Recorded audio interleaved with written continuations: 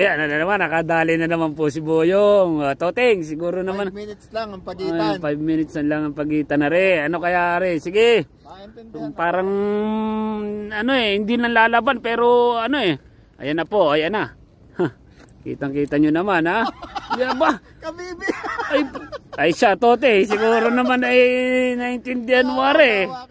Oh. Kahit kabibi nadawi. Oh, kita mo naman ha. Oh. Ay talaga sinakmal oh. Ay sinakmal kabibi ang nahuli.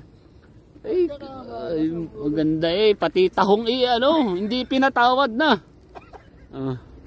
Pati tahong inadawi. Ang mahalaga nag-bell, ano ito, humigit. Bumating-ting. Oh, sabi ni Buyong, ito na naman.